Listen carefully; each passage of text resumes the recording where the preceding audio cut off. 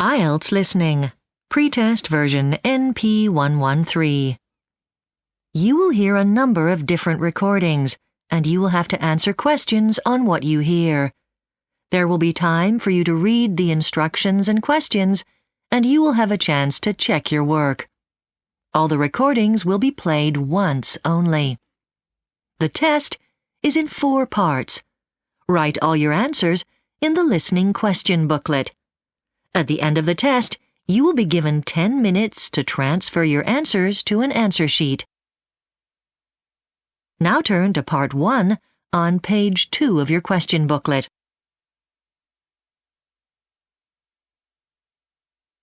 Part 1. You will hear a telephone conversation between a customer who is interested in joining a car club scheme and an agent of the car club. First, you have some time to look at questions 1 to 4.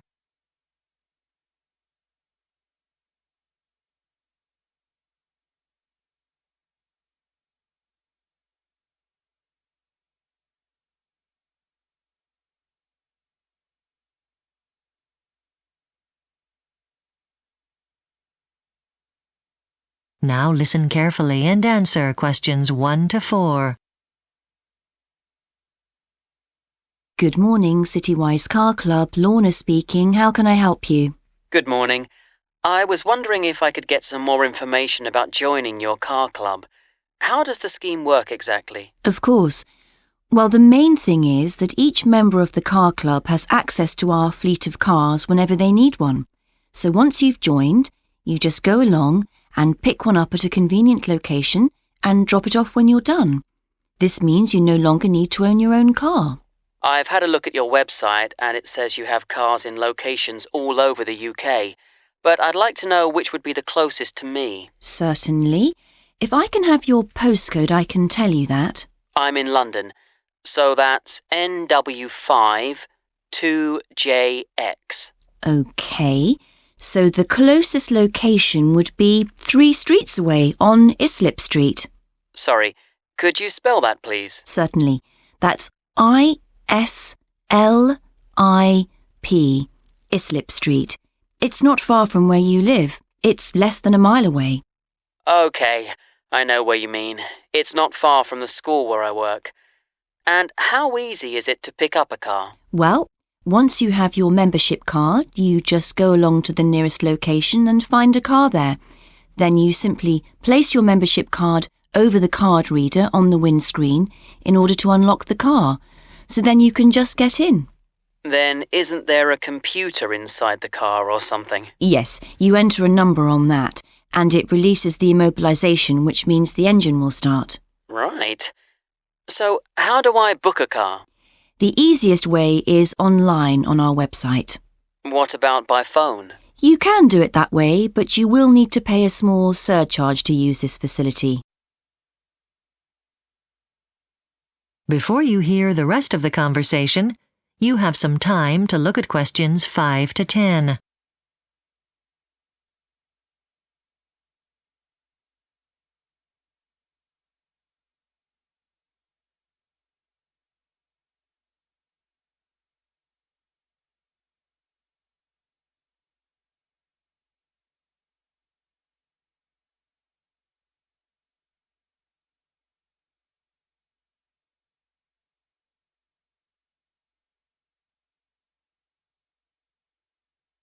Now listen and answer questions 5 to 10.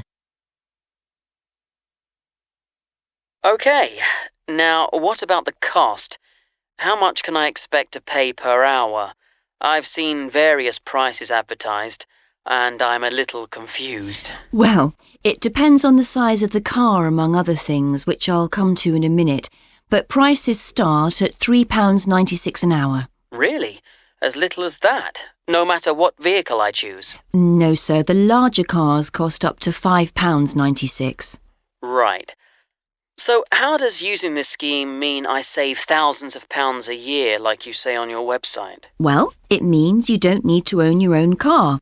So we take into account all the things car owners have to pay. But of course, the amount you save depends on the kind of car you drive. But I suppose I still have to pay for the fuel, don't I? Actually, you don't. That's all covered in the cost. Wow, that is good. So, if I decide to join, do my wife and son also need their own membership cards? Yes, they will. However, they will get a discount on the standard rate. I should add, though, that there is an additional membership fee of £10 a month for drivers under the age of 20. Oh, why's that? It seems a bit unfair. I know, but I'm afraid we don't have any choice. It's because for younger drivers we have to pay a lot more for insurance costs.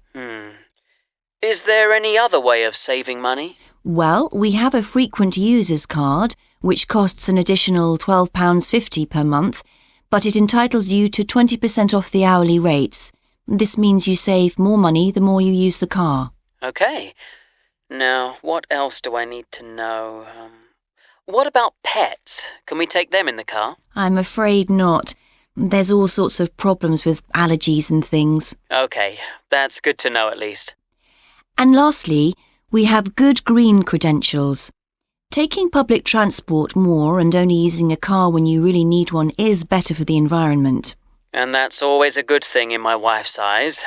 Okay, well, I have all I need. Do call back if you have any more questions, and thanks for calling. That is the end of Part 1. You now have 1 minute to check your answers to Part 1.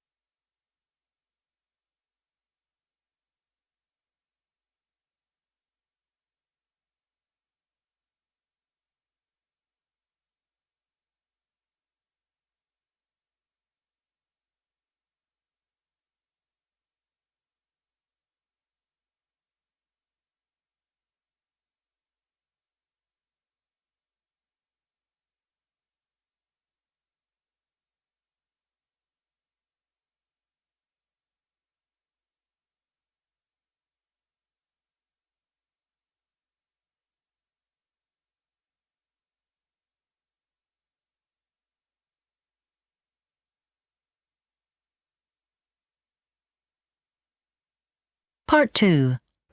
You will hear a radio program in which a woman called Tracy, who is a market manager in New Zealand, talks about her work. First, you have some time to look at questions 11 to 16.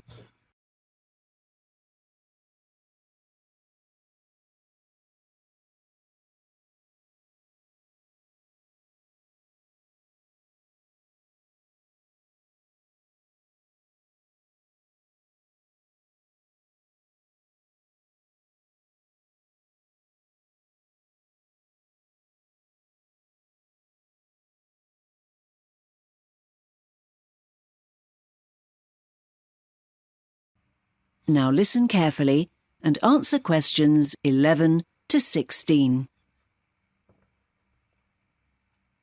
Have you ever thought of having your own stall in a market? Here in the studio, we have Tracy Cartwright, who's the manager of not one, but 2 of the city street markets.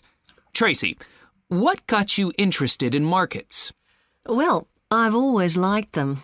When I was younger, I went travelling in Europe and Turkey, and I went to lots of markets and bazaars there, and I loved the atmosphere. Then, after I came back to New Zealand, I got married, and we bought a house near Mahana Market, in the south of this city. My husband was working in IT, and he actually designed the market's website. In the evenings, when the kids were in bed, I used to do a bit of sewing and knitting, clothes and things I designed myself, and a friend of mine who had a stall at the market offered to display some of them. And to my amazement, the customers loved them. Then I saw in the paper that they were looking for a new market manager, and I thought I'd apply. In fact, the market was having some financial problems, and it was looking as if it might have to close down. The 2 previous managers had shared the job, but they'd both had to leave at the same time for different reasons. I'd worked in merchandising before, so I had the right sort of experience. I was delighted when I got the job, but I realised I needed to find a new focus for the market. It had been selling all sorts of things, household goods and clothing, and produce from the area like apples and grapes and tomatoes and so on. But to attract the tourists, I decided it'd be better to specialise in things like pottery and jewellery made by the people in the region. One innovation I've made is to have entertainers. We're open to all individuals and groups who want to showcase their talent for an hour or two. We've had singers, clowns, comedians, all sorts. So get in touch if you're interested in performing. Who knows? It could lead to fame and fortune. And you've now set up a second market? That's right. I realised that quite a few of the people who had stalls at the market were actually based in the north of the city, and they said they thought there'd be plenty of customers interested in buying their wares up there as well, and of course it'd mean less travelling for them. So I contacted the local authorities, and they were very helpful, and we had the new market set up within 6 months. We've also recently started a kids' market in cooperation with the local primary school. That's just once a month. The children bring along their old toys and books, and even clothes they've grown out of, and they sell them to the public and get to keep the money they make. It really teaches them about how money works. Before you hear the rest of the talk, you have some time to look at questions 17 to 20.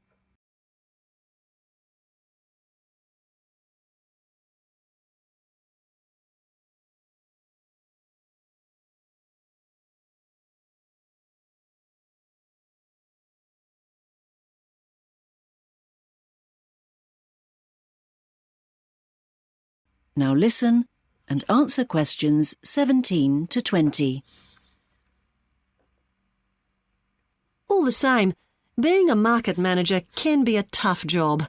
I need to be there in very good time in the morning, even before the stall holders, and I don't get home until late, so that can be quite a challenge. And there's a lot of paperwork and planning, especially if I want to make any changes to the way the market works. I'm quite well organised though, so I don't mind that. But I do get fed up with having to make sure all the stall holders keep to the rules that the council impose on us. I'd thought I might have problems if there were disagreements between stall holders, but in fact that hasn't ever happened. And what advice would you give to someone wanting to have a stall in a market? It doesn't really matter if you start off with a specialised market or in a more general one, but you must have a really attractive setup. That's essential, and make sure your display stands out. Once you've established that, you needn't make many changes to it. People will recognise you and the sorts of things you display. And make sure your prices are appropriate. You need to do some research there before you start. You might find things don't sell all that quickly at the beginning, but it's important not to give up. Some people might look and go away, but then come back later. That is the end of section 2. You now have half a minute to check your answers.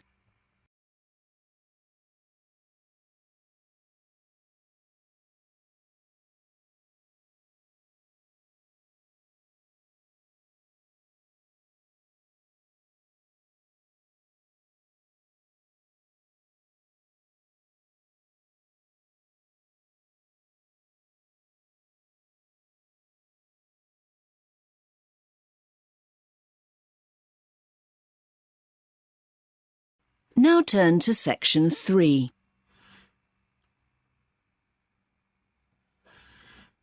Section 3. You will hear 2 town planning students, called Lindy and Baz, talking about a project they have been given. First, you have some time to look at questions 21 to 27.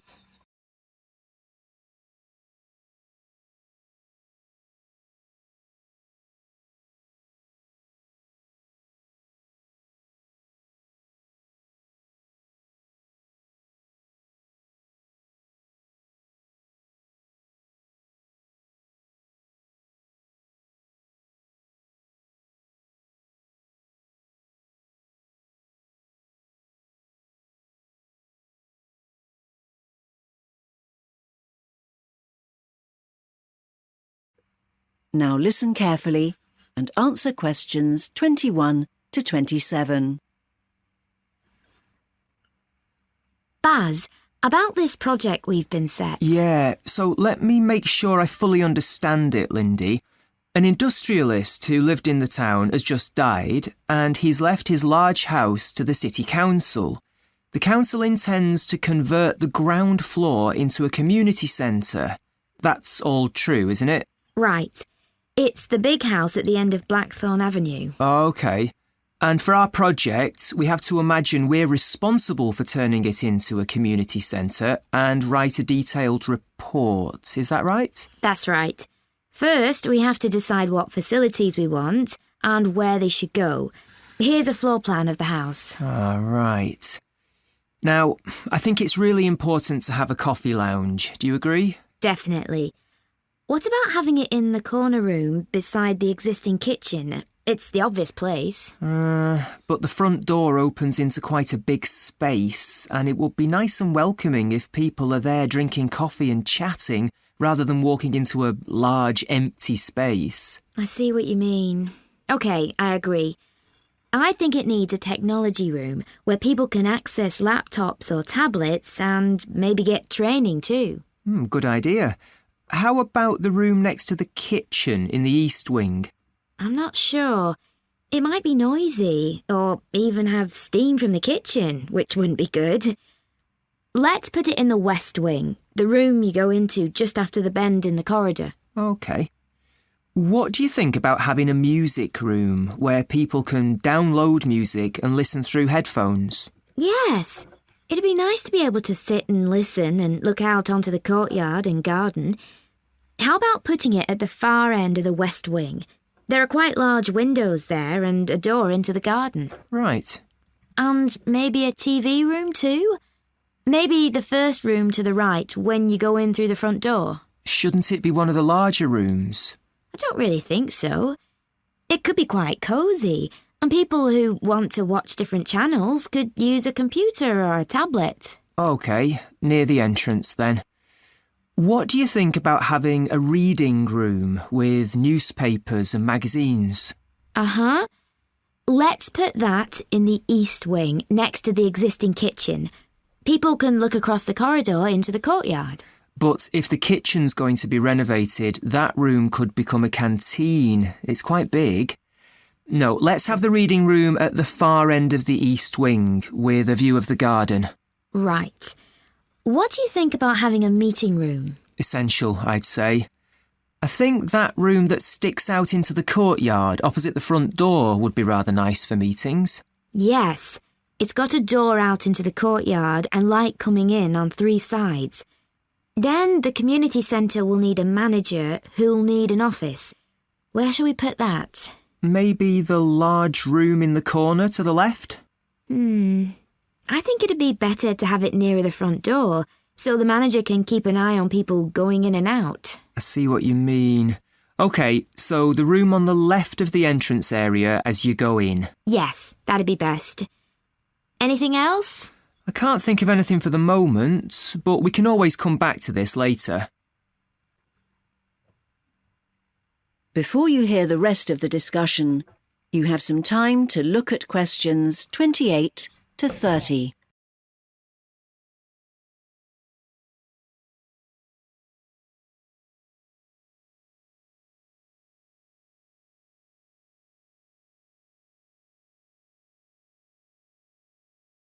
Now listen and answer questions 28 to 30. Let's sort out what we need to do before we start writing our report, shall we, Baz? We should probably write a section in it about community centres in general, what sort of facilities they provide, how they're funded and so on. I wouldn't mind doing that, if that's OK with you, Lindy. All right.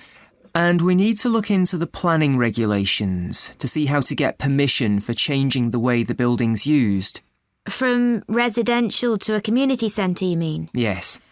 I quite fancy doing that. Fine. I've thought a bit about how to research the history of the house, starting when it was built in the 18th century. It would be good if we could talk to some people who used to live there, or neighbours who knew it. Good idea. We can work on that together, as it'll be quite a big job to track people down, interview them, look at documents in the library's local history collection and so on. That's fine by me. That is the end of section 3. You now have half a minute to check your answers.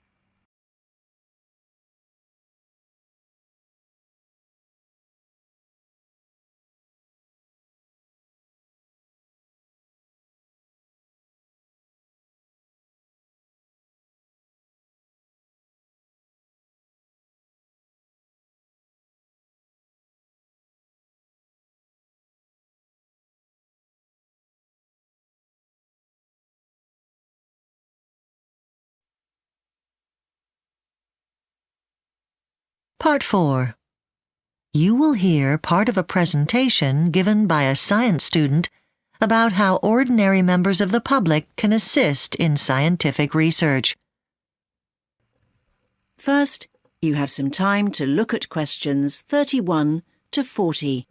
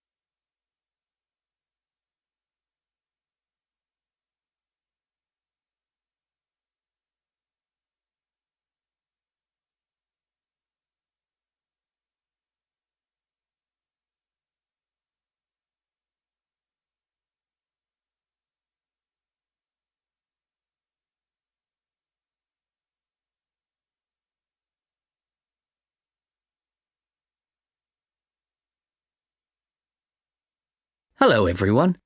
Today I'm going to talk about how the general public sometimes get involved in helping scientists with their work. So, in many research projects, there's often a great deal of data to collect, and this is where ordinary people sometimes contribute to the process. What I mean by ordinary people is they are not scientists, and they don't even need a degree to participate in this sort of work. In fact, school students and even quite young children have taken part in some of the projects I'm going to be talking about today. I found that volunteers come from diverse backgrounds and have a wide range of skills, but one common element is that they want to know more about the world and the environment in which they live. So yes, it's their curiosity that draws people in. That's the main thing they have in common. But why are volunteers so important? Well, a scientist might have a great research idea, but sometimes what scientists struggle with most is attracting sufficient funding to carry out their research. And so the work done by volunteers can help enormously in this respect because, of course, they're not paid. Okay, so now I'll tell you about some previous projects that have involved volunteers. For example, a project called Wheel Power wanted to maximise the efficiency of a particular model of electric car. The research involved lots of members of the public monitoring the battery in their own vehicles. The resulting data highlighted which one was the most efficient. An interesting project was called Bankside. This involved testing numerous water samples, so the researchers needed local people to help out. The idea was to make sure a lake that was often used for recreation contained no hazardous chemicals. Samples were taken several times a day for 3 months, and it would have been difficult to do this without the help of volunteers from the local community. Now, the Thompson Project. This used members of the public to conduct agricultural research.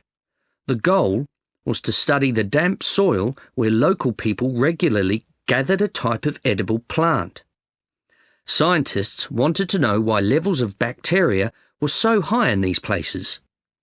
Volunteers were very helpful in taking the samples at just the right time and labelling them accurately. Many organisations rely on ongoing input from the community. For example, the Ornithological Society has been monitoring shorebirds for more than 50 years.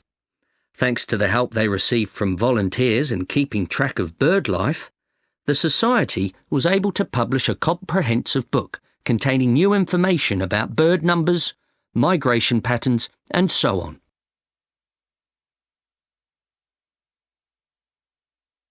So now I'll give you an outline of the insect project, which was another study that made use of volunteers. It was a big project, and there were several groups involved. For example, what one group did was look at a number of insect species and compare the size of their wings, because these are an indicator of how healthy the insects are. One scientist designed a low-tech way to trap insects so they could be measured. Because the traps were so simple, the project was perfect for volunteers. The trap consisted of a plastic plate, and the scientists experimented with different colours to see which would attract the insects.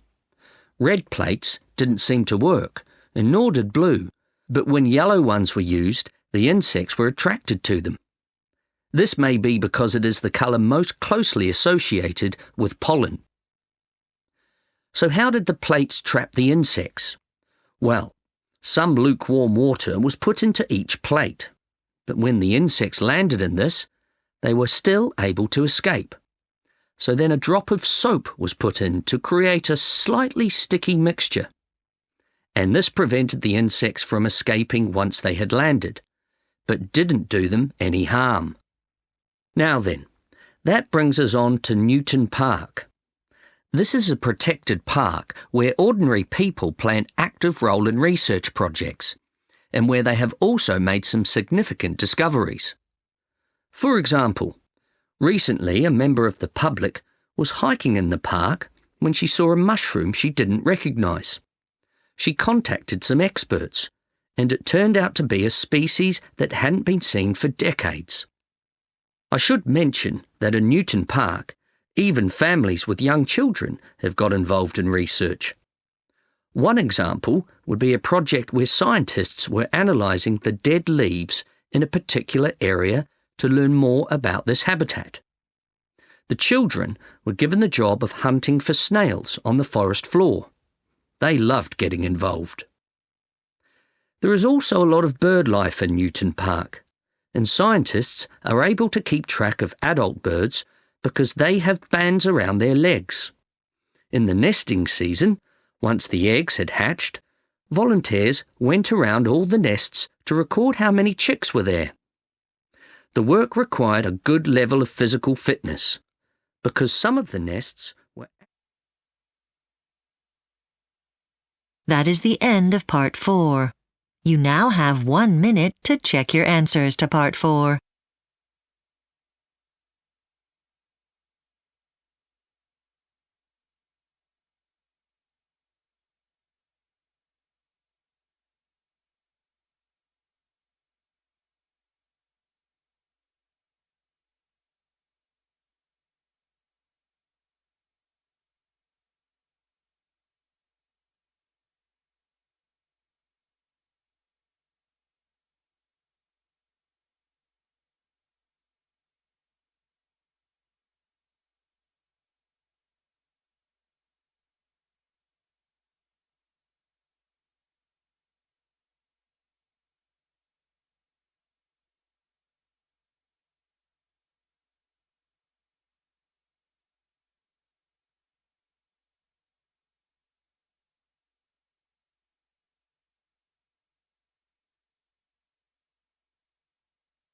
That is the end of the listening test. You now have 10 minutes to transfer your answers to the listening answer sheet.